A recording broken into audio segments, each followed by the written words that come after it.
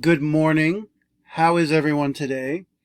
This is our second installment in our look at Aristotle's account of friendship in books 8 and 9 of the Ethics.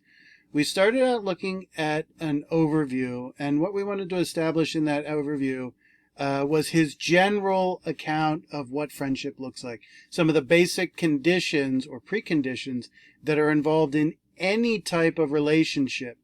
We said that this word friendship in Greek is philia. It's typically translated, it can also be translated as love. And the important thing for Aristotle is that philia is not a feeling, it's not a desire, it's not an impulse. It is a relationship between two people. This is important because when we look at the symposium, the central theme of the symposium is eros. And eros is erotic desire, an intense, passionate desire for some object. Philia is different. Philia is not a desire. It is a specific relationship. This is important, that involves a specific structure of behavior and conduct, a way of life, to put it in more straightforward terms, between at least two people. We also sought to connect friendship to happiness, virtue, rational activity, right? It's pretty obvious for us that having friends is somehow fundamentally connected to our own well-being, to our own happiness.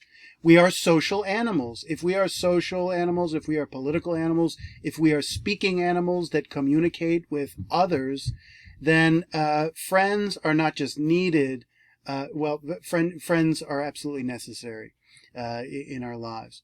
So today, what we're going to look at specifically is the three forms of friendship, as Aristotle talks about them, and the particular set. And what we're going to discover with these three forms of friendship is that not all friendships are created equal. And we noticed the way in our introduction that he's used this term philia is really to describe a whole array of relationships, from things that are somewhat superficial, even like interactions at Starbucks where an exchange is made, to the highest, most intimate forms of friendship we would call BFF, right? And Aristotle has his own version of a BFF, but he's going to understand the motives and the content of that relationship perhaps differently than we wouldn't. Classic example, a friend in need is a friend indeed. The person who shows up in your time of great distress is the person who's really the true friend. Anyone familiar with the story of Job, a man in the Old Testament who loses everything and has three friends show up when he's literally a nobody? Those people could be marked out as serious friends because of one who is in need, and if someone shows up for them, that is a true friend. Now, Aristotle constantly demotes this issue of need, right? Because need exists in the realm of necessity. Necessity, meaning you can't do without it. For Aristotle, a distinctly and fully human life is one that is a voluntary existence. For example, one can actually, if you look carefully at books 2 and 3 now, you will notice that one cannot perform a virtuous deed under compulsion. What do I mean by that? If you have a gun to your head and you do the most wonderful thing for mankind, you have not done it out of virtue. You have done it to save your life, which is important enough, but not worthy as the same person who has done some great deed for humanity under their own volition, where they had a choice about what they did. So therefore, Aristotle constantly demotes actions in life that are done out of need. So obviously, Aristotle is very forthright in acknowledging, and actually he's very realistic in this sense, the number of relationships we have as a result of our needs, right? This was one of the important preconditions of friendship, that we're motivated to be connected with others socially. We're social animals because we have needs. And when he uses the word need or necessity or utility or usefulness, he's very often talking about needs of the body. If friendship is based on need in a higher way for Aristotle, or a fuller, more robust conception of friendship, those needs have to be the needs of the soul, and in fact they have to be the very highest needs of the human being. And of course the highest need of the human being is happiness. And the question is then connecting that highest, that understanding of happiness to friendship. Okay, in our final lecture, what we're going to do is look at Book 9 and some preliminary questions he raises about what relationships look like in the real world. I would say in Book 8, he gives a fairly static depiction of relationships. He gives a whole array of categories including these three types, or these three forms. But it's in Book 9 where he actually turns to what an actual relationship looks like in real life, and the specific problems that come with relationships in the real world, particularly that they're happening over time, and that as time goes forward, human beings change, right? Their needs change.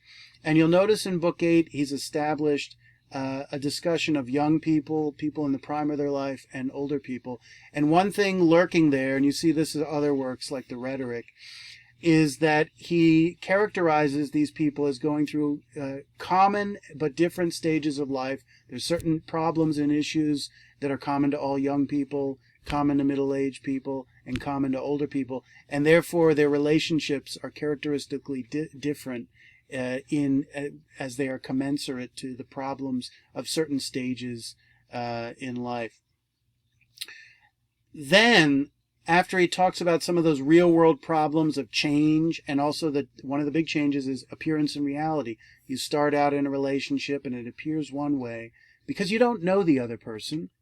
And then it turns out to be something slightly different than maybe what you thought it was. And maybe when you discover what it really is, it's not actually fulfilling what you hoped for it to fulfill. Now, I think everyone can relate to that kind of situation. It happens all the time. Then he gets into a discussion of self-love and one's relationship with oneself. And questions of, can one be friends with oneself, and if so, how important is that?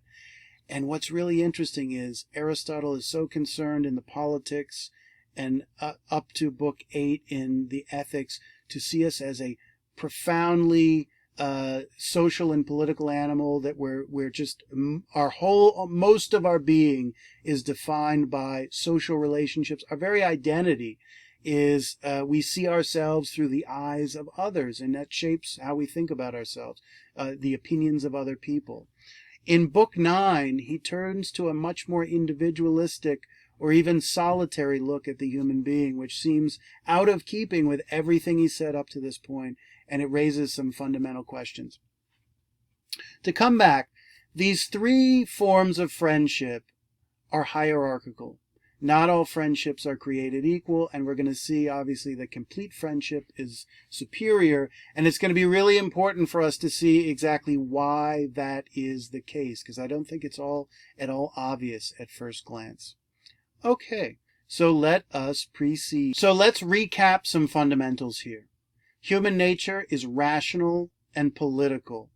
We're the speaking and thinking animal. This makes us political because we're destined not only to have social interactions and to live and identify as part of a group, but the group at its highest form has a very specific function, which is twofold. One is to live by the lights of reason. To live by the lights of reason, or reasoning. Let's not overstate what reason is here. Political life for Aristotle, not everybody lives a political life. A political life is where people come together and reason together about how they want to live, and how they want to live, and their conception of happiness is manifest through laws. And citizens, members of the polis or the city-state, are in his most direct definition, not people who just live in the city-state, not just people who live under the laws and benefit and pay taxes or vote. They are people who deliberate about the laws they're going to make that is then going to shape their life. And of course, as citizens and patriots, this is a powerful bond to live under the same moral code. We made a basic observation in our last lecture that if you don't have the same moral compass as another person, it is virtually inevitable, not absolute, that you will not be friends with them in any profound sense for all kinds of reasons. Friends tend to have the same moral and aesthetic tastes,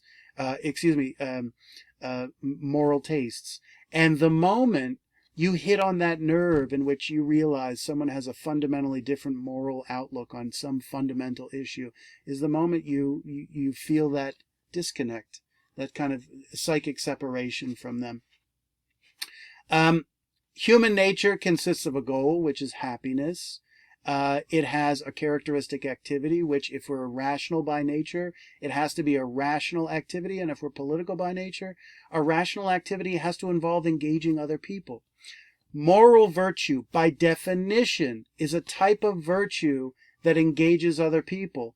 When we act morally, we're either acting toward other people for their benefit, or we're acting with other people, right? So moral virtue is intrinsically social, which is to say it involves other people. Then arete, or virtue, or excellence. What are the excellences we're really concerned with in terms of achieving happiness and in terms of our relationships with another? They are not excellences of the body. They are excellences of the soul, and therefore they are rational excellences. Moral virtue and intellectual virtue, another way to think about them, are rational excellences of the soul. And the important thing is they involve varying degrees of our use of reason. And if you have looked at Book 10, you will see that it is the intellectual virtues that engage our rational faculties more than the moral virtues. Because the moral virtues have a strong social component, they have a strong connection to our thumos, right? And this is our drive in our soul for recognition, connectedness to others. It is a passion, and it is not necessarily a rational passion, but the exercise of this passion, because it makes us concerned with the opinions of others, it's going to encourage us or even compel us to conform with the rules and expectations of our society. Just in the same way we want to follow the rules of our parents when we're a child because we want to please them. The people who we respect in our society, we're going to want to please them by meeting their expectations. And of course, what are friends? They're people who are our audience and are going to see our actions and are going to judge us, and we're going to seek their approval. And that's going to encourage us to act in a righteous way if we have the right kind of friends. So then we move on to happiness itself. Happiness is activity in accord with virtue and reason. And if we're talking about activity in accord with moral or intellectual virtue, it is also by definition in accord with reason, because those virtues are by definition rational. To execute, to act virtuously, we must use our reasoning in some capacity or another to achieve those virtues. Then connected with happiness is a complete life, which involves an extended length of time. Two things: living on the one hand, but then also an extended period of time living virtuously. A spring is not consistent of one swallow or one day, right? One has to do it for an extended period of time. And it would seem one way we're going to live virtuously for an extended period of time is have consistent friendships that encourage us in various ways to act virtuously. Then we need external equipment, as he calls it, or external goods. And when we looked in the latter part of Book 1, we see that the equipment and the external goods involves, among other things, friends. And he describes them on one hand as allies or partners in our struggle to attain our highest aspirations. But we may also see that friendship is not just a means to something else, but that it is also an end in itself, which is we want friends not for something else, but we want friendship for its own sake. Now, what do we want? We want happiness for its own sake. So this raises the question of whether having the highest form of friendship is itself not actually synonymous, the same thing as happiness itself, that we will have to find out. And then lastly, in our recap, we have the concept of philia itself. Important, I've already mentioned, it's a relationship, and key to that is it is a reciprocal relationship between human beings. Let's start with the last part. This is only a relationship that exists or obtains among human beings, and that is because it's by definition one involving speaking, and reasoning. It does not exist among other animals in his technical understanding of this concept. The next thing is it's a relationship. It's not a feeling. It's not a passion. It's not a deep yearning or longing for someone else. It may well involve those types of desires, but philia, properly speaking, is a relation, an ongoing relation between two people, which will spell out the details in a moment. Then it must be reciprocal, must involve exchange. I give you something and you give me something. And by reciprocal, we mean it has to be a two-way street. As I give you something, I have to get something back. Because if I'm not getting something back under just the basic necessity of life, our resources are scarce. Our time, our energy, our wealth, our love, our positive energy. We all have limits to the storehouse of these things. And, one day we're going to be dead. So we prioritize how we distribute, if we're thinking kind of strictly economic terms, how we distribute these goods and what we expect. And since they're finite, and since it's special to be giving up these things, like our time or living with someone on an extended basis, we expect something equally as powerful in return. And the moment we don't get that, in the moment in which reciprocity breaks down, so does the relationship. The relationship is going to dissolve. Right?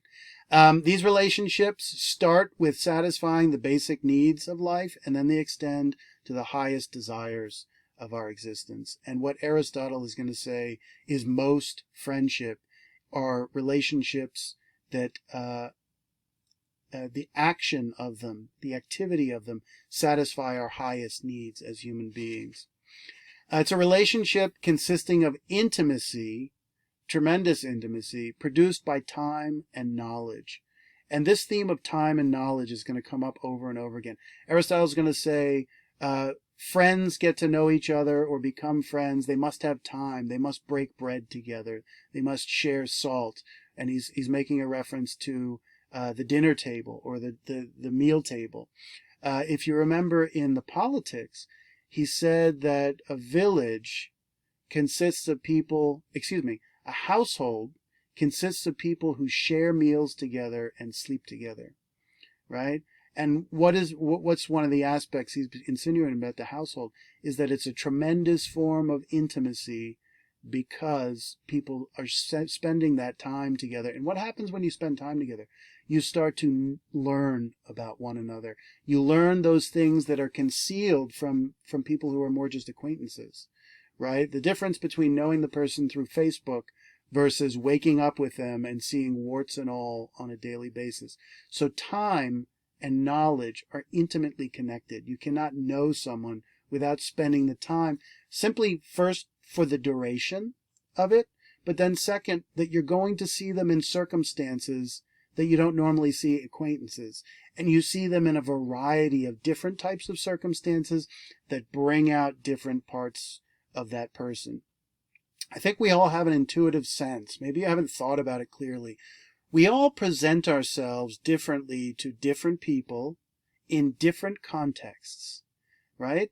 Because we strategize what are the demands of that context or the demands of that person we're meeting, and we tailor our behavior and our manners to them. And it's an entirely appropriate thing to do because different circumstances demand different behavior, and manners keep us all civil with one another. In certain, let's say we have a negative thought arise in our head, we're not going to state that publicly.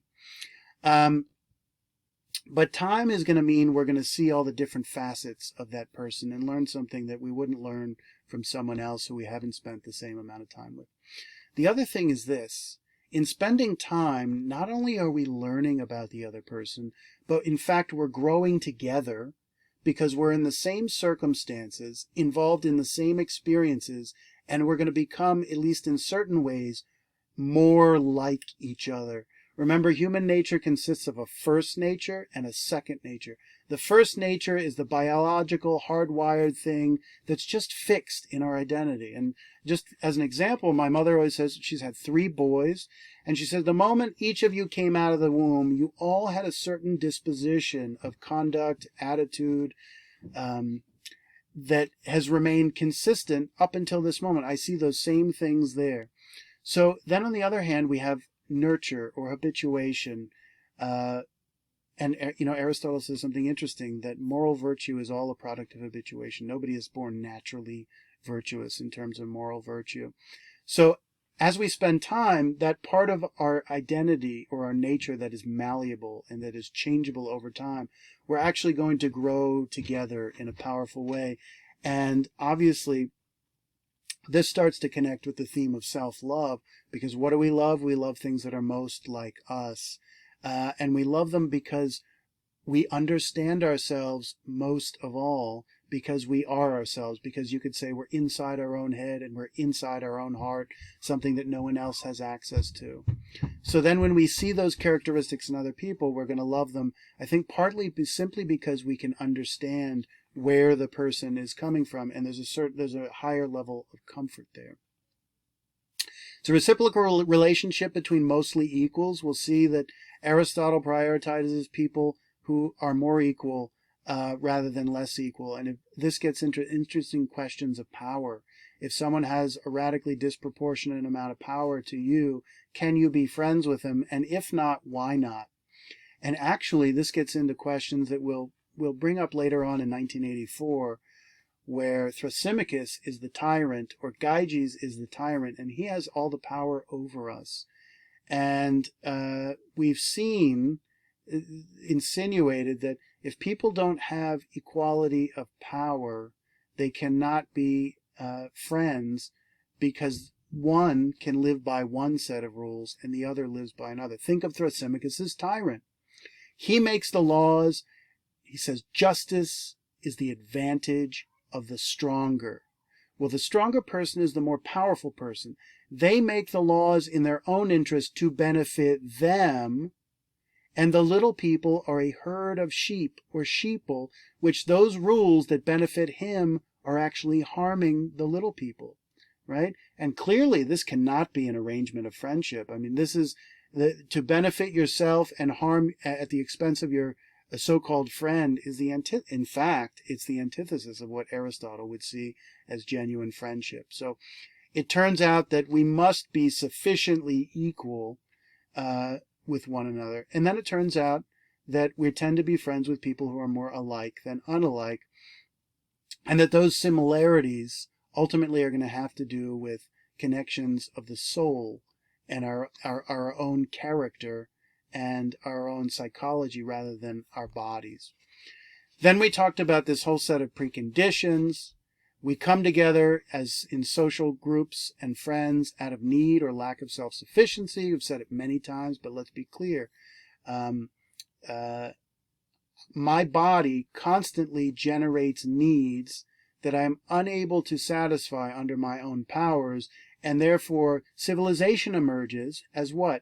A whole system of division of labor where I do my part and provide for what will be other people's needs, and the rest of society is providing goods and services of whatever kind, ranging from education to food and things like that, that are then going to provide me with things, and we're going to get all our things through some type of exchange. And that's really the most basic level of connectedness with others, and it's more like a partnership or a series of alliances in society. The Roman Latin word that is at the root of the word society actually means ally. So what is society? It is a group of people who bind together in a set of alliances, not to conquer other nations, but to all mutually provide for their needs. And they realize very quickly that it's much easier, and you can gain greater security by satisfying your needs through alliances rather than being on one's own or being in opposition. And in fact, this is exactly the story we see in Hobbes, in which he takes this so-called state of nature where it's every man for himself, and they come to the realization that the way to really solve this problem of conflict and scarcity is to ally under the same set of laws in a uniform way and accept the rule of law. Then goodwill. And goodwill is just a kind of open-mindedness and well-wishing toward the other person. It's not any great form of altruism. It's simply a precondition, an attitude, and an intention toward the other person that establishes a base level of trust and openness to the other person. Then an exchange of goods, and we said there is no relationship without an exchange of goods, which recognizes something very important, that when we engage in others, we're always giving and we're always getting. As passive as a relationship may look, it's like we're just passing the time together. And Aristotle says, no, you're not. In passing the time, you're exchanging a whole variety of, if not tangible things, intangible things. And of course, most of these things are more intangible, meaning they're not physical things that are being exchanged. Favors, attitude, manners, speech, even exchanging goodwill is an intangible exchange. Reciprocity, equality, homonoia, like-mindedness. The more we live together, what's going to happen? The more we break bread together, what's going to happen? We're going to be more alike than we are different. And then the last one, a concern for others as an end in themselves. And this is going to be an important theme in complete friendship. You'll actually notice that in the first two forms of friendship, they are not concerned with each other as ends in themselves. They are only concerned with each other as means to get what the individual wants. In complete friendship, we're going to treat the other person and recognize their highest humanity. Why? Because we're not going to use them. We're going to endow them with, you might even say, a gift for their own sake, for their own benefit. And it's going to turn out that that's not a pure act of altruism, because in fact we will get something in return, and I'm going to say it right now, it's going to turn out to be the act itself is going to benefit us. Okay, so now what I'd like to do is just actually read through the first two chapters of Book 8, where he starts to lay out this overview. He says, it would follow after these matters to go through what concerns friendship. Okay, we're going to talk about friendship now. But he says, it would follow after these matters. The follow. It would logically follow on the heels, in light of our previous discussion, in light of the previous matters, friendship seems to be the logical next step in our discussion because the two are connected, maybe even causally or thematically, right? Remember the outline. Happiness, virtue, pleasure, friendship, pleasure, and happiness, right? Friendship is sandwiched between two discussions of pleasure, which culminate in a discussion of happiness. It seems the three themes are all intimately related. Simply from that structure, what does Aristotle seem to imply? Is it not the case that the highest pleasures human beings experience are from our connectedness and intimacy with other human beings? It's almost a no-brainer. And that this obviously contributes to our happiness.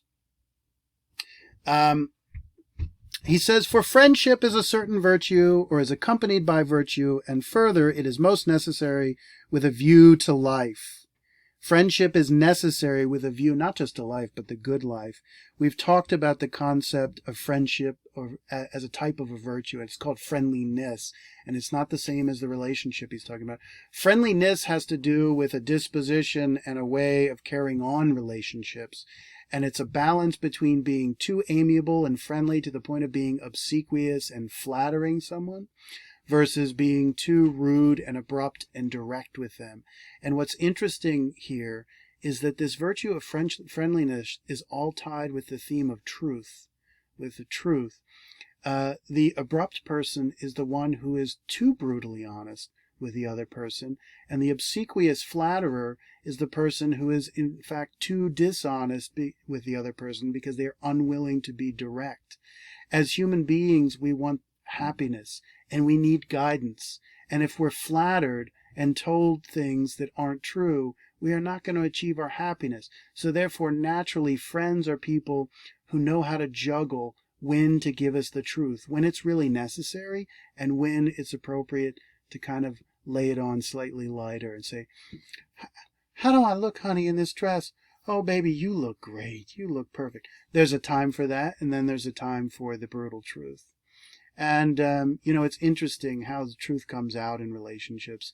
I tend to find it does not happen in sitting down and having nice philosophical discussions like we're going to see in the symposium.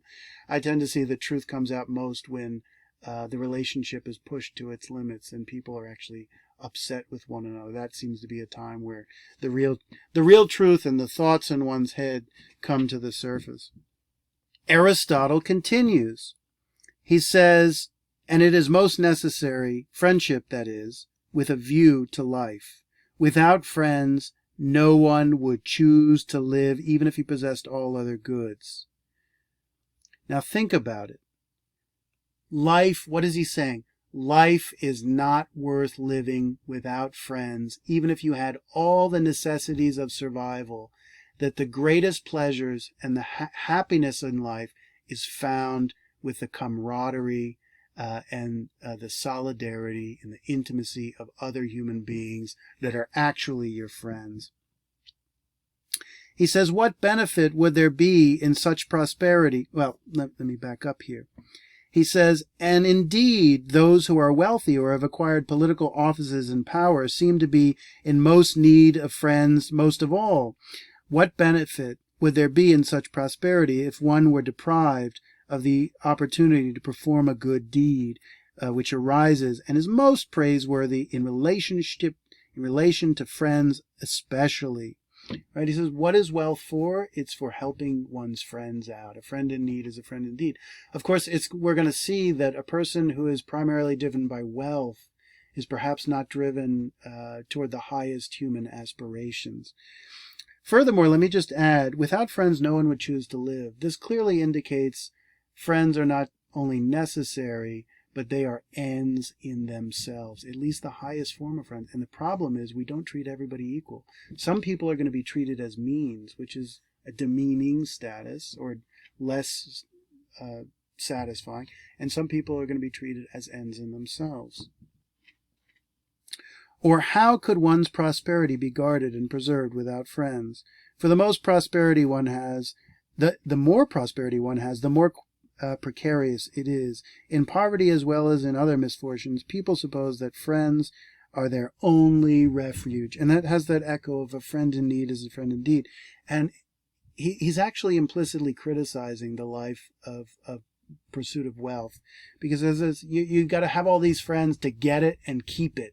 And the friends are really there because they all have a stake. I mean, the friend who's helping you and keep the money, is that not also a person who's less interested in you and not more interested in the money, right? So these people, I mean, he clearly establishes both in the politics and the ethics that money is not an end in itself.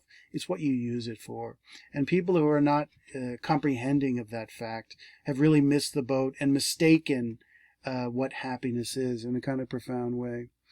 He has no problem with wealth. Don't get me wrong. It's the intention behind why you have the wealth that is important. And friendship is a help to the young in saving them from error. This is important, just as it is to old with a view to the care they require and their diminished capacities for action stemming from their weakness. So notice he's introduced these kind of stereotypes of the ages of man, ages of mankind, going from youth to old age, and of course there's a prime of one's life. The problem with youthful people is that they act on their passions. They act spontaneously. The problem with older people is their diminished faculties, and they need help, just like children do. They start to need, in different ways, they need that same help. And it's the people in the prime who are going to have the capacity to act and also the reason to act. What's the problem with passions?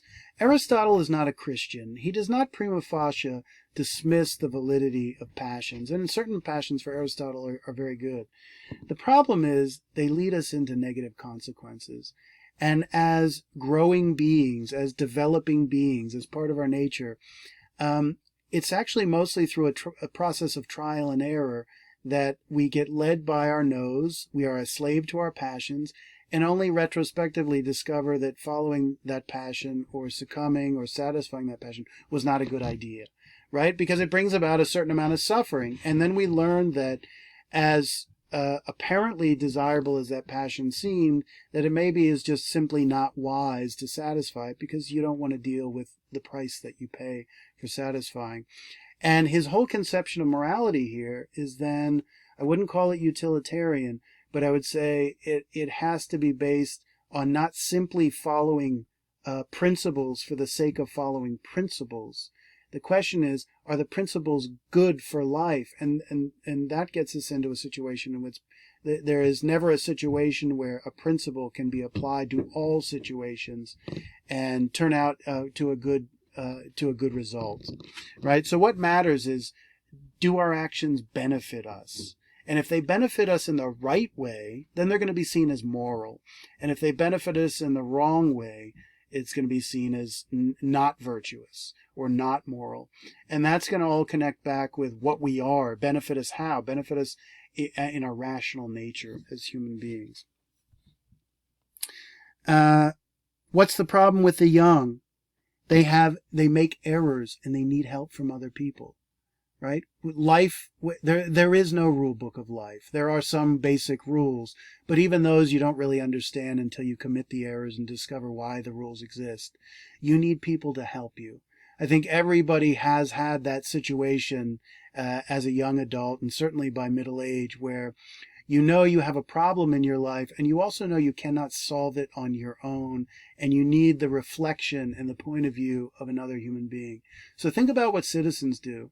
They reflect and deliberate about the laws that they're going to live by. Friends, at least on the most basic level, seem to deliberate about and commiserate about our problems, not simply as gossip, but as a way of addressing and confronting our lives and to figure out what the right course of action is, precisely because even Aristotle is keenly aware that what is the right course of action is, and about the most serious things, is rarely very clear.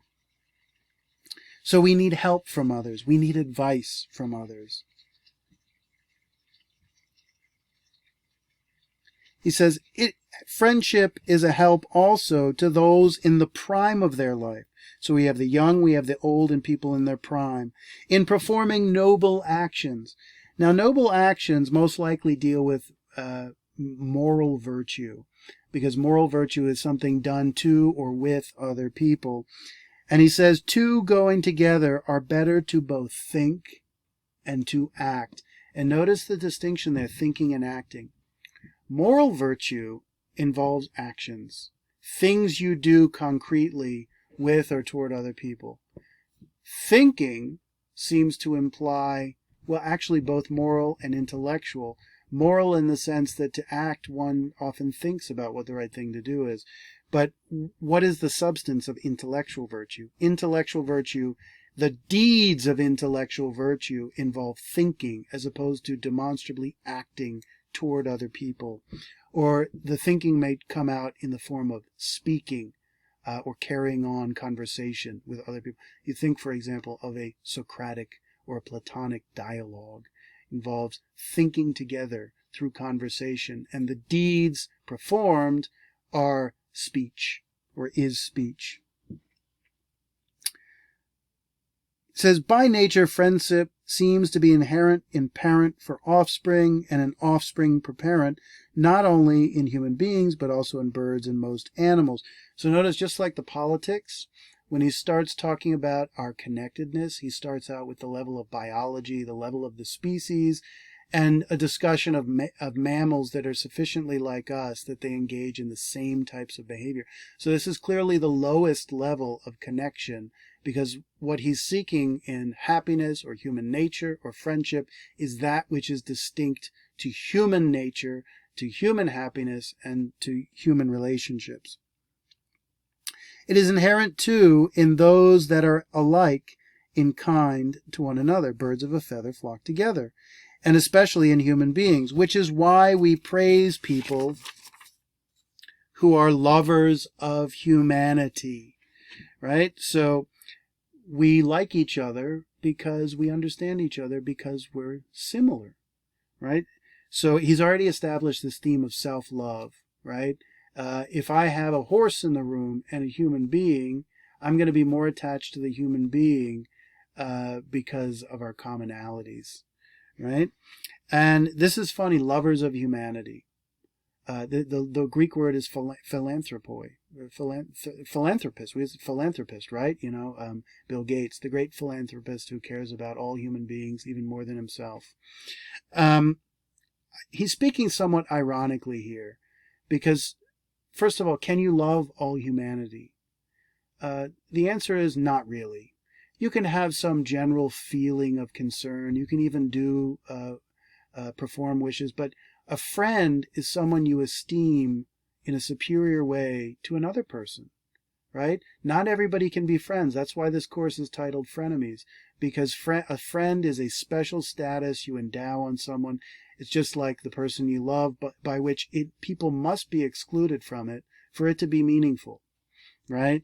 And then there's also problems of there just aren't the people out there to have powerful friendships with. There's only a small handful of people you're going to encounter in life that you're going to have this kind of relationship.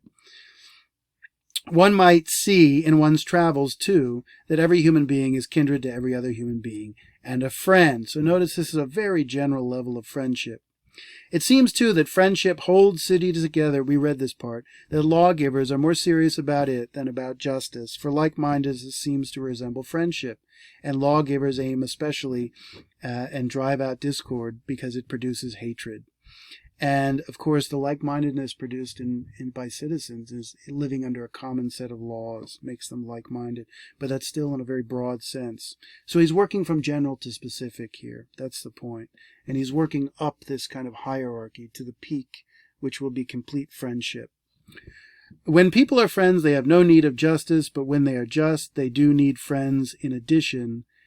In the realm of the just things, the most just seems to be what involves friendship. So this is interesting. Justice has to do with moral virtue, among other things. Justice itself, there's a virtue of justice, which is by definition a moral virtue. And you need other people, because justice involves doing other things to other people and doing them with them, by definition. Yet friendship is not only necessary, but also noble. We don't just need friends. Friendship is an end in itself. To say we need friends is to say we want them for some other purpose or some other end. For we praise those who love their friends, and abundance of friends is held to be a noble thing. An abundance of friends is a noble thing. I think he's going to call that into question. What matters for Aristotle ultimately, and what matters for us, this isn't a shocker, is not the quantity, but the quality, because quantity, necessarily, there's an inverse relationship with quality. The more friends you have, there's no way they can all be quality. They can't all be BFFs, right? It just doesn't work that way. But now a few things about friendship are in dispute. And the two things he talks about here, I'm not going to go through all this, but are issues of, do opposites attract or do likes attract? He talks about jackdaw to jackdaw, birds of a feather flock together, or are we like potters to one another? And that's to say that we're different and in conflict with one another. And then he goes on to give examples of things in nature where opposites attract. And he talks about the rain to the parched earth. The two are kind of symbiotic or yin and yang to one another. And then situations where things that are the same attract. And what's his answer? I mean, I don't think he actually, yes, he focuses on like, and there's certain basic likenesses that have to be there. But this will get into a question in the symposium, which is, what are we drawn to? The same or different? We've been talking about self-love. It's the same, right? Well, what do we need? We need the thing that we do not have, and we get it from the other person. So if they have something that we don't, it actually means we're different. So this is an interesting open question here as to the status of sameness or difference, right? And of course, the only person we're really fully alike is ourselves. So everyone else is going to have some fundamental differences that are both going to make up for our deficiencies, but they're also going to be the site of our differences and maybe conflict. So now we move on to chapter 2, in which he starts to get in his discussion of the three forms of friendship. He says, perhaps what concerns these matters, what is these matters? Friendship, would become apparent if what is lovable should be known. For not everything seems to be loved, but only what is lovable. Well, that's tautological. And he seems to ascribe that there are fundamental things that people might understand them differently, but there's basic three categories that everyone can agree upon, even if they agree upon they disagree on the difference in the content of these three categories. And of course, that's going to be a big problem in real life.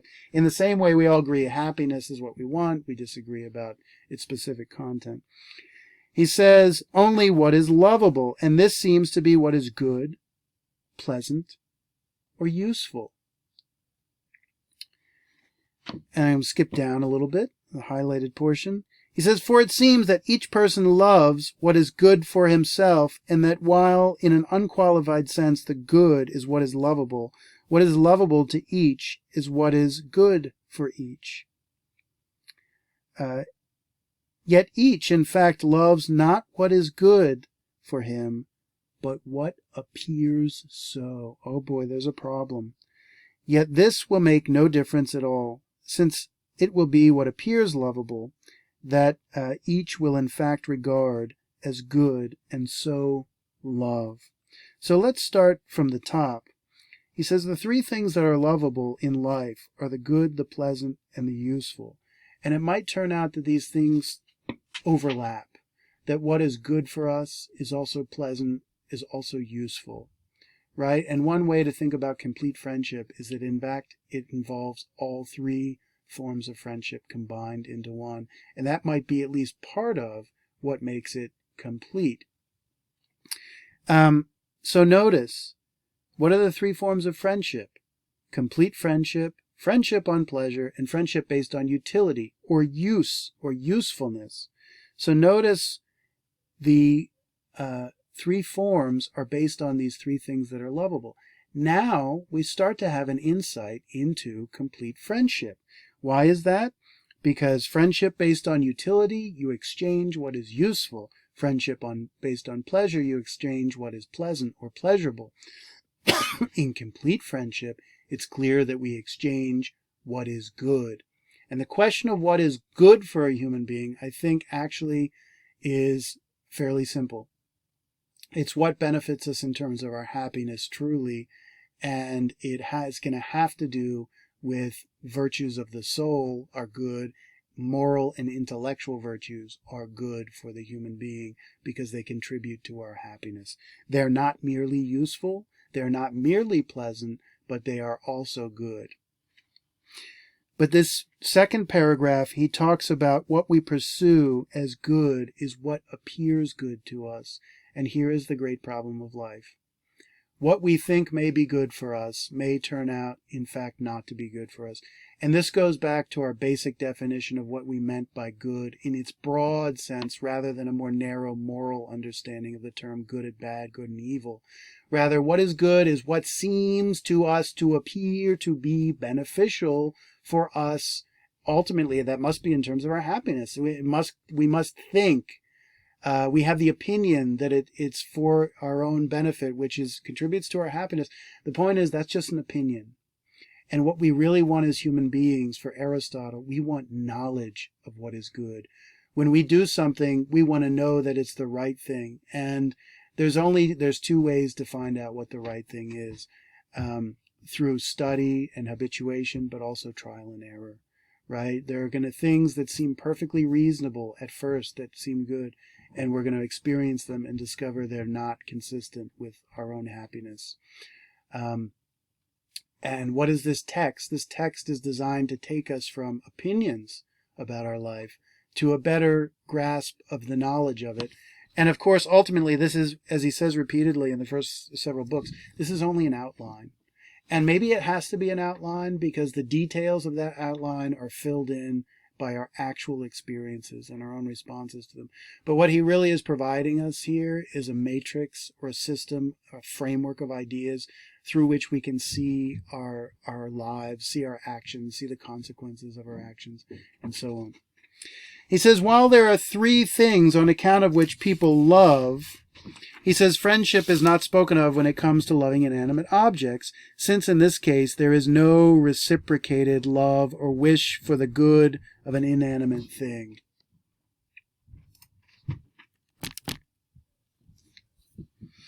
So, friendship by definition is between human beings, between, at the very least, animate objects, because the wine cannot wish you well. And he goes on to talk about goodwill and reciprocity. And here he's establishing the preconditions of all relationships. So we move on. So before we start reading his discussion of the three forms of friendship, I have a grid to really clarify what's going on. So you notice on the left I have the type of friendship, complete, pleasure, utility, right? And then I have the specific object of exchange, right? And then other various attributes. Is it stable or unstable? Meaning it's actually connected with the duration. If it's unstable, it's tenuous and it's not destined to last for very long. The question is why.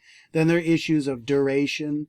How long is it going to last? Well, all of these things come down to, all these questions at the top here come down to the nature of the thing exchanged to begin with. Depending on what's being exchanged, it's going to answer all these questions.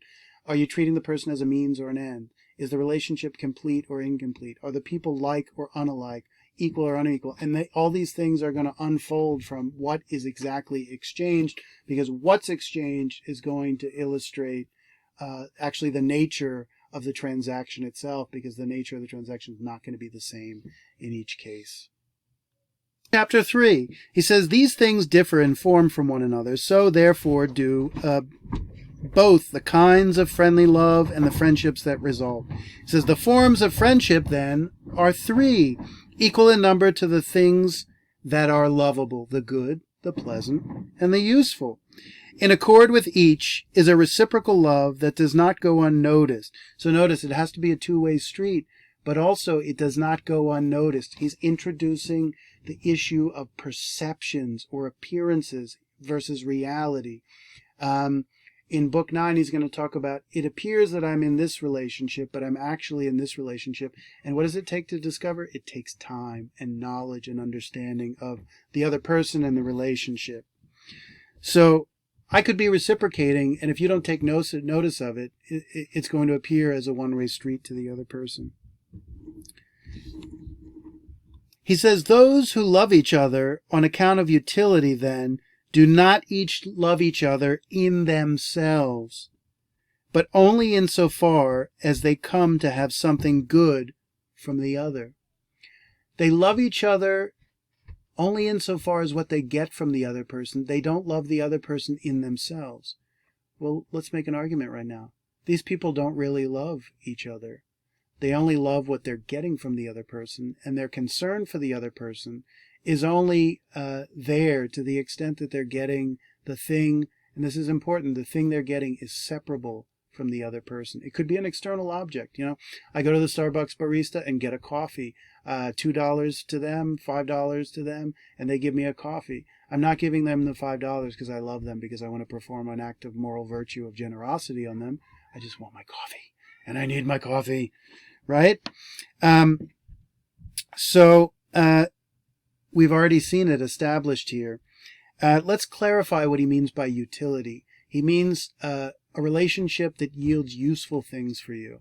And Aristotle has a very specific meaning of the concept of utility or usefulness. It has to do with something that satisfies the most basic needs of life, starting with survival and just getting by in society. Right? So I have a relationship with my boss. I really don't love them, Philia. It's not brotherly love. I just need their money, and they need my work, my labor. Right? So that is a relationship of utility. And you can go on down the list of all the... And the first thing you realize is, the lower these relationships are, the more common they are, the more pervasive. So utility is I would say, the ubiquitous relationship in society. Because what is the city? Yes, it will provide for our higher needs, but only after it has met our basic needs of life, the usefulness, utility, right? So all of society is really set up to enable relationships socially so we can all meet our needs and get by. But of course, we don't just want mere life, we want the good life. He says, similarly, those two, in the case of those who love on account of pleasure, for people are fond of those who are witty, not because they are of a certain sort, but because they are pleasant to them.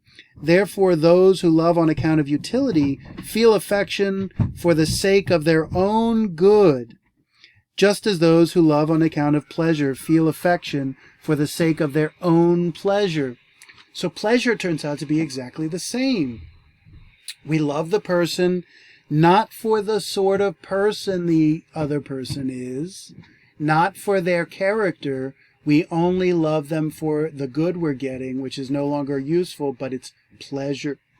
And notice he mentions wit. So this is a pleasure of the soul rather than of a body. And of course, this is also connected into physical pleasure, right? Or erotic pleasure. So what's the point here?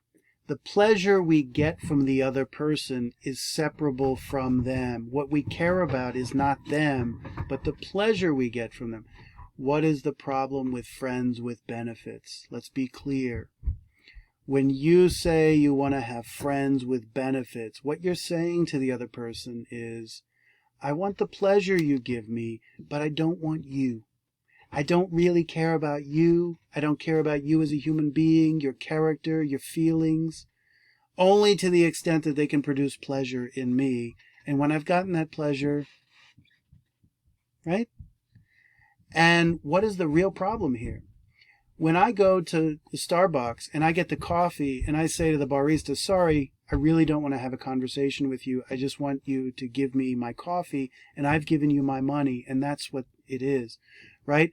We accept that we're not going to pretend that there's some kind of false intimacy there. But the problem with friends with benefits, or the relationship of pleasure, is that the person wants the pleasure but not all of you. But the problem is, where does the pleasure come from? It comes from you, and it's connected with you. And of course, it's very easy to perceive what relationship you're really in. Is it a relationship of real love? Or do they just want the pleasure they're getting from me? And of course, it's a great mystery, particularly in young relationships, figuring those things out, because people are so passionate. And look what he says. He who is loved in each case is not loved for himself, but only insofar as he is useful and pleasant. Let's go to the proper page here. He who is loved in each case is not loved for himself, but only insofar as he is useful and pleasant. That is Aristotle understands friends with benefits perfectly well. You think he's such an old fuddy-duddy that he doesn't understand that human beings would seek, to have their cake and eat it too in relationships, right? The thing is, intimacy is so... it's a scarce commodity because you don't give it to everyone. And to give it to someone and to not take the rest of you is which is a difficult situation, which is exactly why I think most people are not really capable emotionally of having this relationship. And it's a good thing that they're not capable of it. And why is that? Because we want all of ourselves loved, not just the separable thing that we give someone else. And these then are friendships incidentally. And when he says these are then friendships incidentally, he's talking about both pleasure and utility, because he's mentioned useful and pleasant in the prior paragraph. Therefore, friendships based on utility and friendships based on pleasure are only friendships incidentally. And what's a better name? They are friendships in name only. We will use the word friend. We will use the word we're somehow connected with them, and we have a relationship. right? I mean, this wonderful term of profound ambiguity. Oh, I'm in a relationship with this person. And of course, we all know what that means. It means absolutely nothing. And precisely that you're unwilling to define specifically what type of relationship you're in. Is it a marriage? Is it a domestic partnership? Is it a boyfriend-girlfriend relationship? You are using that ambiguity to exploit the open-endedness of it, so you can get what you want, and when something comes along that you don't want, you say, we were just in a relationship. I wasn't being serious about this, right? So that language has kind of developed strategic ambiguity, right? But what's the point? These are not really friendships. They're either not friendships of the highest order, or they're not really friendships at all, right? He says, for it is not for being what he is that the person is loved, but only insofar as he provides something good for the other person. Why are they not really friendships? Because they're not loved for who they are. They're not loved as an end in and of themselves, but they're only loved insofar as they're providing the goods for the other person. Right? And he says, therefore, this is a theme will come up later on, these relationships are easily dissolved. For if they are no longer pleasant or useful, those who love them will cease to do so. Why? Because you never loved them in the first place. You only loved them for the drugs that they were giving you. And when they run out of the drugs, you go elsewhere to another supplier. And what is useful does not remain constant, but it different at different times. So here's the big thing. Why is usefulness different at different times? Because we go through stages in life, from youth to prime to old age. But then at just any given moment, from one to the next, we need different things from our life, and we go to the person who has them. And no person. This is the whole notion of exchange in society and specialization. There is no one person who has everything. Right? But if we love them for who they are, and they stay mostly the same person, then that's going to be an enduring relationship. Of course, the problem is going to arise. We love them for who they are, but what if they change? Question mark. That's a big question mark. So these relationships of utility and pleasure come and go because our needs and what we find pleasurable change. Right? And then he says, this sort of friendship, he's talking about utility now, seems to arise especially amongst the old, for those of such an age pursue not only what is pleasant, but what is beneficial. Beneficial is what is useful to them, as well as among those who are in the prime and the young who pursue what is advantageous. Oh, so who pursues utility and pleasure relationships? Everybody. Why? Because it's a basic condition of life. We need these things. But this raises a problem. We're all treating each other as means rather than ends in themselves. We don't really care about the other person. We only concern ourselves with the other person so long as the transaction is going through when we swipe our card, right? Then he says, but the friendship of the young seems to be based on pleasure, for they live according to passion. So notice the connection of pleasure and passion. And most of all pursue what is pleasant to them and at hand. Right? So this is interesting. What's going to be the problem? Our passions are things we passively undergo. We don't have rational control. We have rational control over whether we choose to satisfy our passions, but that our passions exist as such is just the nature of the beast. Right? So, number one, our passions are constantly fluctuating and they're kaleidoscopic and they change. So one day I have the hots for this person and then the next day it's for that person.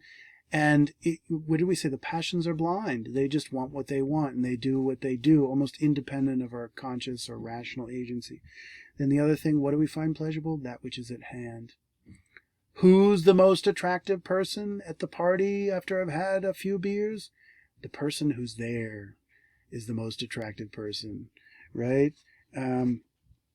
But since this time of life is prone to undergoing change, the pleasures too come to be different. Right? So if we love someone based on pleasure and what we find pleasurable changes, bye-bye. Bye-bye. Hence the young swiftly become friends and cease being so because their relationships are based on passions and passions for Aristotle are constantly fluctuating, particularly in the young. And you might say that these passions become more rationalized as we get older and then more consistent and predictable. The friendship changes together with what they find pleasant, and change in this sort of pleasure is swift. The young are given to erotic love as well, for the greater part of erotic love is bound up with passion and is based on pleasure, which is why they love and swiftly cease loving, and often changing in the course of the same day, right? But the young do wish to pass their days together and to live together, for in this way they attain friendship attain what friendship for them involves. Friendship for them involves not the connection with one person, but in exercising their passions and constantly having connections based on those passions. But the problem is those people change. So as we change, our relationships change. But that doesn't sound like a very high form of friendship, because what is the basis? And it's really, you can see, almost a kind of narcissistic form of friendship. Now we turn to complete friendship, which are also going to have to take up in this question of self-love, because the two are connected. He says, but complete friendship is the friendship of those who are good. Remember, the three things are level: the good, the pleasant, and the useful, and alike in point of virtue. Full stop, right?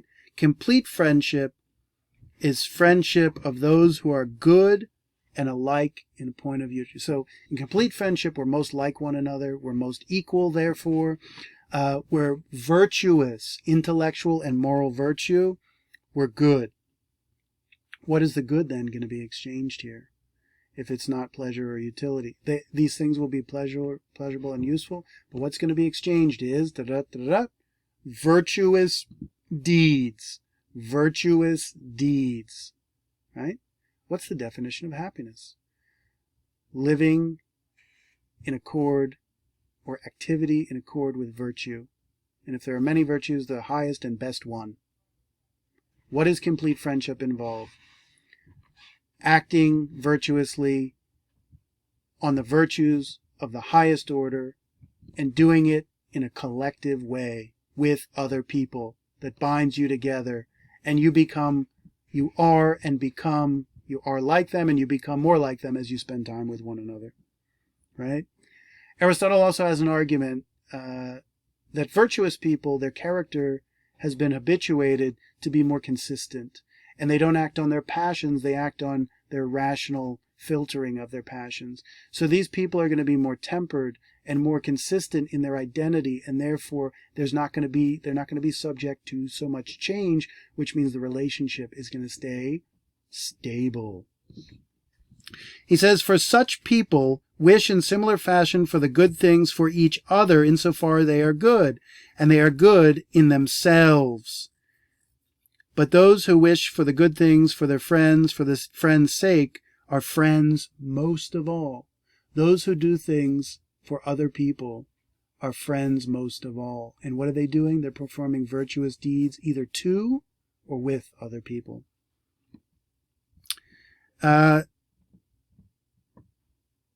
Their friendship continues then while they are good, and virtue, here we go, is a stable thing. Each person involved is good simply and for the friend, since good people are good simply and beneficial to one another. Notice what he says. Virtuous people are intrinsically beneficial to you. Why? Simply because they make you better people, and they're going to contribute to your happiness. What do complete friends do?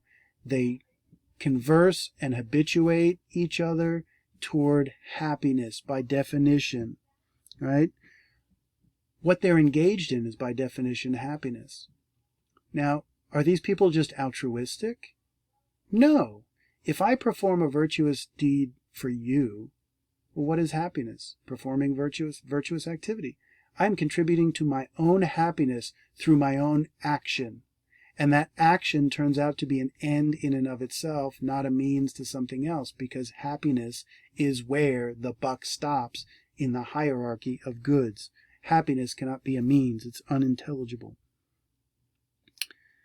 He says, it is with good reason that this sort of friendship is stable, since it combines in itself all those things that ought to belong to friends. And I think what he means here, it combines all those things that are lovable. In complete friendship, one reason it is complete is because it is useful, pleasant, and good. The good, I mean, it's unintelligible to have a conception of the good that is not useful and pleasant. Aristotle is not a self-sacrificer. He does not believe in some kind of martyrdom of acting good that sacrifices all the worldly things. Aristotle is a this-worldly thinker, and the benefits of this world are all part of happiness, but they all just fit within a hierarchy. Certain things are more important than one another, than other things. He says, for every friendship exists on account of the good or pleasure, either simply or for the person who loves, and in accord with this likeness involved. And in this complete friendship, all that has been spoken of is present in the friends themselves. That means what we want from the other person is the other person. They have a good, but that good is them. It is their presence in terms of their character, in terms of who they are as a person, in their kind of essential identity, and not some kind of epiphenomenal thing that can be extracted from them. I can take physical pleasure from someone I actually don't respect or don't care about, right? Because I'm leaving them. I'm kind of dividing what they're doing for me and providing me pleasure from who they are in their essential identity.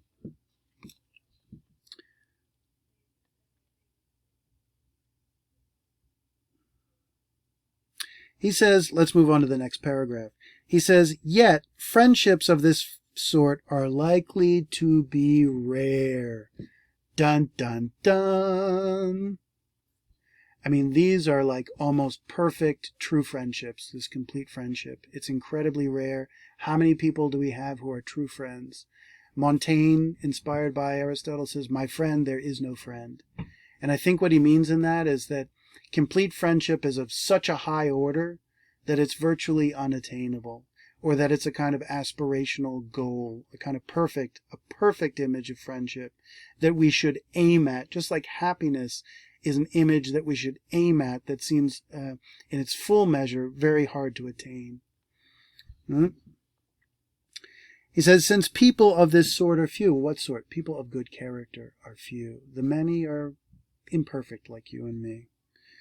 Further, there is also a need of the passage of time and the habits formed by living together. So there's two things that time do. Number one, it allows you to know the other person. You can't know them without time and intimate circumstances. And then time allows for us to grow together through habituating each other. What are people in complete friendship going to do? They're actually going to habituate each other to be their better selves. You might even say train or educate one another. But who's the best person to educate? Is it a parent? Is it an authority figure? No. It's someone who you see as an equal. You're more willing to accept their advice when you're both reciprocally assisting one another. For as the adage has it, it is not possible for people to know each other, the issue of knowledge, until they have eaten together the proverbial salt, the salt that you put on the food, which is to say, loving someone for Aristotle is knowing them, and knowing them is loving them. I can't get to know you unless I have enough feeling for you to actually want to know who you are.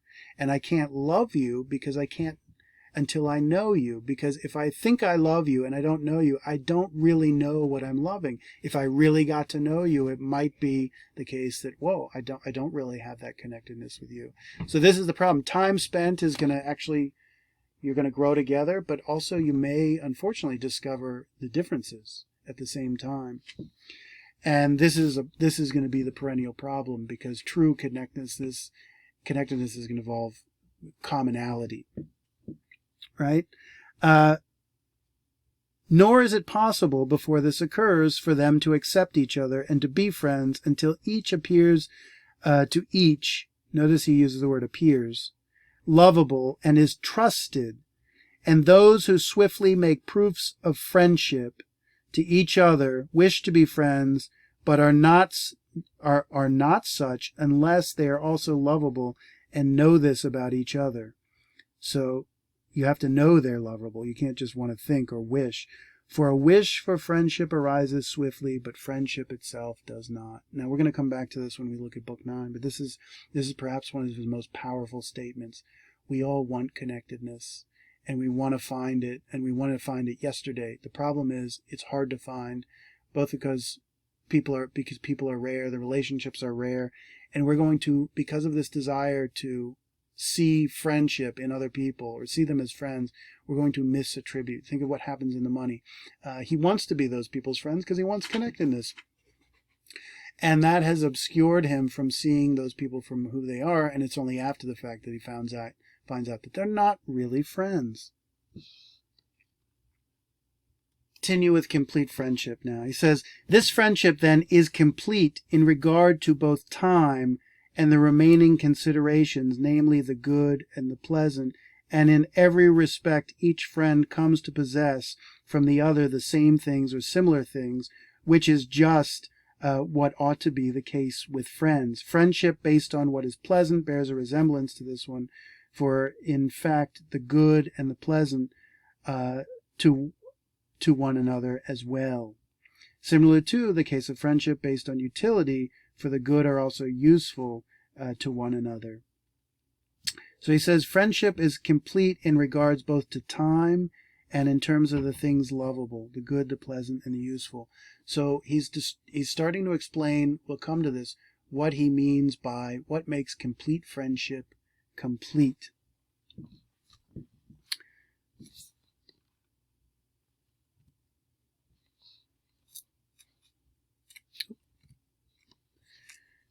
Now let's look at the last paragraph. What is complete friendship? Friendship of people who are alike in point of virtue. They have moral and intellectual virtue. Can bad people be friends? Can they be truly friends? Here's his answer. In the case of pleasure and utility, then, it is possible even for the base to be friends with one another, and for the decent to be friends with the base. Now, a base person is someone who's not noble, someone who's corrupt in their soul, right? Let's just say someone who's bad. He's going to say in instances of pleasure and utility, you can be friends, because what you need from that person is not that person's character, but the external things that can be separated from their character. But he's going to say that only good people can truly be friends, because when you're Aristotle says, what does everybody want? They want something that they consider good. Well, it's the good person who has the good soul, and you can want them for themselves and not simply what they're offering you independent of themselves. He says, yet it is clear that only the good can be friends on account of who they themselves are, and that means only they can be truly friends. For those who are bad do not delight in one another unless some benefit should accrue. So what is he saying? People who are corrupt, a band of robbers, the mafia, they don't really love each other for who they are, because who loves a bad person? This is another interesting question we'll see in Book 9. Bad people love each other not truly, but only for what they get. And it's only the good who can truly love each other because they have good character, and therefore you're able to love someone with good character. And his claim is you can't love someone who has bad character, because his basic premise is, why would people love what is good? They want what is good for themselves. They would never want what is bad, unless, of course, they misunderstand what they think is good, which raises a whole other question of appearance and reality. So let's conclude with this. What makes a complete friendship complete? Well, what does this word complete mean? Complete is connected with the concept of a telos, an end. What is our goal as a human being? What makes us complete? We want happiness. What makes us complete? Certain type of rational life, virtuous life, and all the necessary things in it of a certain duration, right? The fulfillment of all our capacities, of all our virtues of soul. When we have everything we need in life and we work to earn it, We are teleon, we are completed, we are perfected. Teleos, to be complete, to be perfect. Therefore, what's going to happen in a complete friendship? A couple things. The friends are going to work together to complete each other. And in a sense, the friendship is complete in the very activity involved in the friendship is the definition of happiness itself, right? Remember, our process of life is moving on a path toward our state of attaining perfection. So what are our friends going to do? They're going to educate us. They're going to habituate us into the right actions and to the fulfillment of all our raw powers. And then lastly, we can say the friendship is complete in its duration, just like happiness is a state of completion, requires a certain duration. Complete friendships are going to last for a long time, ideally. And then the other factor is that complete friendships involve all three of the goods, the good, the useful, and the pleasant. Here we are. Let's sum up the three types of friendship. You have complete, pleasure, and utility, based on the three things that are lovable, the good, the pleasant, the useful. The object of exchange in utility is useful things, which could be favors, but very often they're going to be external goods. And relationships of utility, business relationships, contractual relationships, just the way you have a relationship with your landlord, they trust you're going to pay, and you trust that they're going to be there when you call them because the plumbing's not working.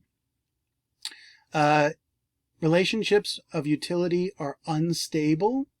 And why? Because the people are unalike, right? They're going to be incomplete. Why? Because they don't satisfy our highest needs. The people can be unalike because what we want is not them. If it was them, we'd be more like them. What we want is what they offer us. And therefore, they're also going to be short precisely because what we need changes. And if the friend is defined by what they offer, the moment we need something different, the relationship dissolves. And therefore, we're treating the person as a means because we just want what they're offering. Pleasure, the same thing. It's unstable. It's short. We treat the person as a means. It's incomplete because it doesn't satisfy our highest needs as a human being. We're unalike because we can take pleasure in people who are very different from us. Because we're not directly concerned with their character, and therefore we can be unequal. Also, you can imagine situations in which pleasure and utility, one person is seeking pleasure and another person seeking utility. It's a crude example, but if you think of prostitution, on one hand, one person's getting pleasure and the other person wants the money. And the reason it can quote-unquote work is because what's precisely being offered is not the human being, but only the pleasure they provide. So therefore, they take money for it. Complete friendship is friendship of the good, but more specifically, it's based on an exchange of virtuous deeds and perhaps even wisdom. We still haven't clarified exactly what kinds of things they might do with one another. It's stable because it's something you're going to want, and because your desires are not going to change. Your desire for happiness is not going to change. It's also stable because the people's character is going to be stable. And therefore, since it's stable, it's going to last a long time. And you're going to treat the other person as an ends because what you want from the relationship is that person and their character. And it's complete because it's going to serve happiness, and it has the other two forms of friendship embedded in it. It's going to last for a long time, and it's going to be the thing by which you fully develop yourself. What your friends are there to cultivate you as a human being. You're going to be more alike because by definition he says that good people like each other for themselves rather than for what they're getting. And of course, if all that is true, they have to be more equal than unequal. So let's finish up with one last thought. We come back to this model of exchange, and this first form of exchange works for friendships based on utility and friendships based on pleasure. When I give you something, the first form and the two forms are defined by an intention and a procedure less than what is exchanged. When I give you something in pleasure and utility, I'm expecting something back, and I will not give that thing unless I am expecting something back, because what I want in the relationship is not you. What I want is the good you can provide, which is something separate. I don't go to the plumber because, I love his personality and I want to hang out. I go because he's going to fix, and I give him the money because he's going to fix the toilet or whatever it is.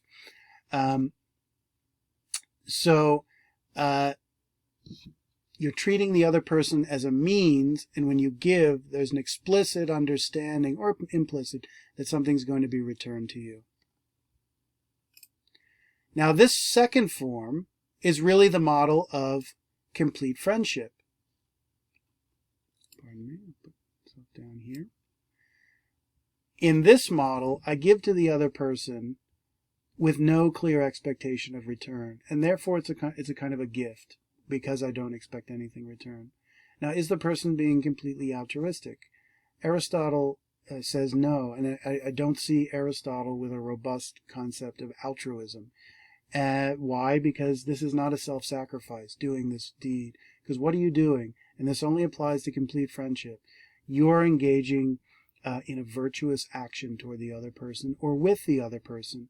Now, the thing is, that virtuous action benefits both you and the doer and also the receiver of the deed. And virtuous action is simply synonymous with happiness. So as you act toward the other person, you are always benefiting yourself, and not just in any degree, but in the highest order of providing happiness. Here we have a few passages from Immanuel Kant, moral philosopher, from his Metaphysics of Morals, in which he really encapsulates why this issue of treating people as means versus an ends matter. Human beings, because they are rational, because they have agency and can live a life of choice, therefore demand the dignity of being treated as an end. He says the beings whose existence rests not on our will but on nature nevertheless have, if they are beings without reason, that means a non-human being, only a relative worth as a mean. He says beings that are without reason are only means to human beings. And what does he say? And are called things, right? So we talked about it, chopping the tree down. We don't sit there and contemplate its feelings, right? We just chop the tree down. And the tree is a means. We build a house with it. He says rational beings, by contrast, are called persons, human beings, because their nature already marks them out as ends in themselves. Why are human beings ends in themselves? Why do they deserve to be treated with integrity as an end? Because they are rational beings with their own agency and therefore demand that dignity as something that may not be used merely as means, hence, to that extent, limits all arbitrary choice. So think about this for a second. What is he saying? That in terms of what is morally correct, or what ought to be the case with human beings, no human being can exploit another human being merely as a means. I can't just turn you into cannon fodder. I can't just use you as a slave. I must recognize your because when I treat you as a means, I'm treating you as a tool, which means I am exerting my will over you. If you're a rational being, you have dignity in the sense that I am forced to respect your own capacity to choose your own direction in life, and I can't force my own will upon you, right? But this gets into a little problem, because we treat people as means all the time. But we don't do it by exerting our will as you exert a will over a slave or a thing, right? Rather, we reach agreements to use, what is friendship of utility? We're using the person, right? And of course, we think, oh, I'm using the person. Very often when we say that, what we mean is I'm exploiting them and they don't know it. But in most of these situations of utility, as adults, we know perfectly well that the other person just wants something from us. So it's not about a deep and emotional attachment. It's about a business arrangement. And notice this. For rational beings, that's human beings, stand under the law, I think he means the moral law of our nature, that every one of us, or them, ought to treat itself and all others never merely as a means, but always at the same time as an end in itself. Now let me translate. We should always seek to treat others not merely as means, but also as ends, including, he says, ourselves. Think about the person who doesn't respect their own dignity and lets themselves be used by other people without having the other people acknowledge their own point of view, right? So that's one interesting thing. But the main point here is we can never treat people merely, this word merely is perhaps the most important word, merely as means, but also as ends in themselves. What's the problem of human life? It goes back to our needs. We do not have the capacities to satisfy all our needs under our own powers. Therefore, we need to use other people as means to satisfy our needs, which are the true end of those actions. What's he saying? We cannot avoid treating others as means. It's inevitable. It's baked into the structure of human life, based on our needs of getting by and survival and so on. He says yet, we must try, always, when we can, to also treat people as ends in themselves. And if you notice, this passage clearly mirrors the two lower forms of friendship, which are based on treating people as means, and the higher one, which treats others as ends in themselves. The key thing we've discovered is why we should, in light of our nature, treat others as ends in themselves.